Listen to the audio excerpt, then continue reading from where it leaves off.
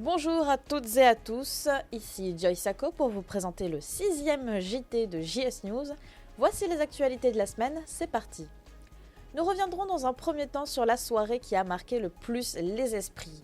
Il s'agit bien évidemment du couvre-feu de ce vendredi. Vers 21h55, une coupure d'électricité a pu être observée sur l'ensemble de l'île. Les citoyens ont tous reçu simultanément une vidéo sur leur téléphone.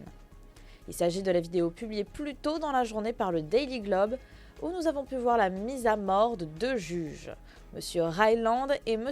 Black, par le groupe El Fuego. Selon les informations données dans cette vidéo, les juges ont été tués pour leur pédophilie notoire.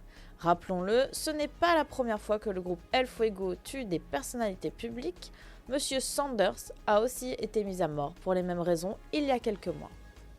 Le Human Labs a alors fait plusieurs annonces pour préciser que ce n'était pas eux la cause des perturbations électriques, mais que leurs équipes travaillaient activement sur le rétablissement de celui-ci. Vers 22h30, le couvre-feu a alors été déclaré dans des annonces du gouvernement. Ces annonces demandaient aux citoyens de regagner leur domicile dans le calme afin de se mettre en sécurité. Ainsi, toute personne dehors sans autorisation des autorités compétentes était susceptible d'être arrêtée. Il y a donc eu, sans grande surprise, une vague de panique et de peur, notamment ressentie chez les personnes présentes à la soirée organisée par l'Autoripère, où plus d'une dizaine de personnes se sont regroupées en cercle dans le noir, et afin de ne pas alimenter la panique, les personnes se sont présentées une à une et ont fait des jeux pour passer le temps. L'électricité est revenue vers 22h40, suivie d'une annonce du Human Labs rassurant les citoyens d'une résolution trouvée aux perturbations. La soirée s'en est suivie toujours dans l'incompréhension des citoyens de San Andreas. Certains ont respecté le couvre-feu, d'autres ont continué leur activité comme si de rien n'était. Au final, le lendemain, le gouverneur a fait une conférence publique à laquelle il a expliqué ce qu'il s'est passé. En résumé, une attaque cybercriminelle a ciblé les forces de l'ordre et les services d'urgence. Nous savons par exemple que plusieurs véhicules des services publics ont été trafiqués afin d'exploser. Malgré les citoyens se plaignant du manque d'informations données ce soir-là, le gouverneur explique avoir fait de son mieux pour protéger la population. Nous savons aujourd'hui qu'un groupe de personnes s'en attaque aux services publics et forces de l'ordre activement, notamment depuis plusieurs semaines avec des incendies criminels signés par des tags Fire et ce vendredi soir par la coupure d'électricité et explosion de véhicules. Cependant, nous ne pouvons pas confirmer que ce groupe a un quelconque lien avec El Fuego, à part si ce n'est la diffusion de la vidéo en début de soirée. Évidemment, comme l'on pouvait s'en douter, l'état d'urgence a été décrété et effectif pendant 3 jours, renouvelable si nécessaire. Pour rappel, un état d'urgence permet aux autorités de fouiller des individus sur la base de suspicion. Les accès à certaines zones critiques comme les hôpitaux et autres infrastructures publiques sont restreints et soumis à des contrôles renforcés. Cette semaine a été très calme pour ce qui est des événements, car en effet le Life Invader était inutilisable et 2 des événements majeurs ont été perturbés par le couvre-feu de vendredi.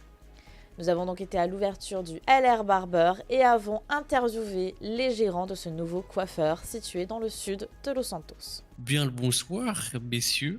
Ici présents les nouveaux patrons du Barber au niveau de Carson Avenue, LR Barber. Qui êtes-vous? Présentez-vous, allez-y. Je me présente, hein.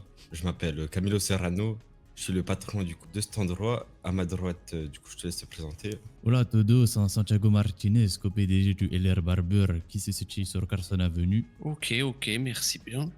Au niveau de la position du Barber, cette position est intéressante car il y a beaucoup de passages, mais il y a beaucoup de délinquance dans ce lieu. Ça ne vous fait pas peur pour la vie quotidienne de votre entreprise? Alors, non, cela ne nous fait pas peur car nous résidons juste en face.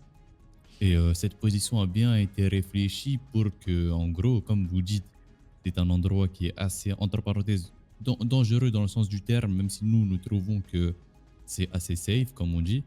On voulait faire en sorte d'ouvrir un petit barber à des prix assez raisonnables pour les personnes qui habitent aux alentours, car comme nous le savons, il n'y a pas que des personnes qui sont bladées en ville. Donc nous sommes là, nous avons ouvert le LR Barber pour subvenir aux besoins des personnes qui en sont dans le besoin. Ok, intéressant. Donc pour aider ces personnes, quels sont vos projets Avez-vous des projets, quelque chose de Euh, concret, vos objectifs voilà. Oui, oui, oui. Alors déjà, nos projets, c'est déjà d'avoir des prix assez raisonnables par rapport à la concurrence, on va dire entre parenthèses, aux autres barbershops qu'il y a à Los Santos.